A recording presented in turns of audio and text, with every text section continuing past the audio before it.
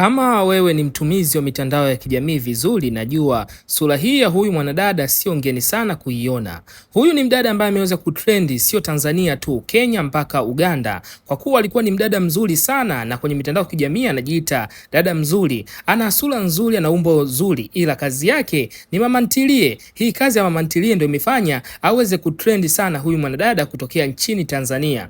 Ni mwanadada ambaye haogopi chochote, anapika chakula, anauza kwa wateja wake na ni mrembo kweli kweli, na vile vile amebarikiwa. Hawa ni moja kati ya wadada ambao hawakutaka kuanza kufanya biashara haramu au mambo ambayo hayapaswi kufanya, wakaamua watumie uzuri wao kuwekeza katika kazi ambazo wanazozifanya. Hivyo imepelekea huyu mwanadada watu wengi kuanza kumkubali katika mitandao ya kijamii, na watu wengi wanamuongelea, na issue ni kubwa, ni moja tu, kwamba anavutia na vile vile anafanya kazi bila kumogopa yoyote, anajiamini sana. Angalia kwanza alivyokuwa mrembo, sio tu filter, hii ndio sura yake halisi. Ni mrembo na ana ngozi ya kuvutia sana, na ukiuliza kazi yake, basi yeye atakwambia anafanya kazi kama mama ntilie, anauza chakula mgahawani, na video zake zimeweza kupata watazamaji wengi sana kwenye mitandao ya kijamii. Zaidi ya watazamaji mamilioni ya watu wameweza kumwangalia, na vile vile watu wengi sana wameweza kuvutiwa na kitu ambacho anakifanya, kuwa mdada ambaye anapika na vile vile anavutia sana kwa watu wengi.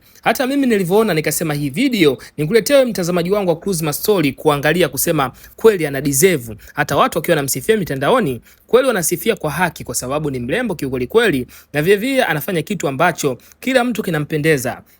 Hakuamua kufanya biashara yoyote haramu. Yeye akaona kujikita kwenye uuzaji wa chakula, ufanyaji usafi, kuwa mtu wa mgahawa, basi litakuwa ni jambo zuri zaidi. Sasa usisahau kusubscribe channel yetu. Hapo chini sehemu imeandikwa subscribe, bwana bonyeza, usisahau kufanya hivyo ili uweze kupata habari nyingi na matukio ambayo yatakuwa yametrend katika nchi yetu Tanzania na nje ya nchi ya Tanzania. Follow.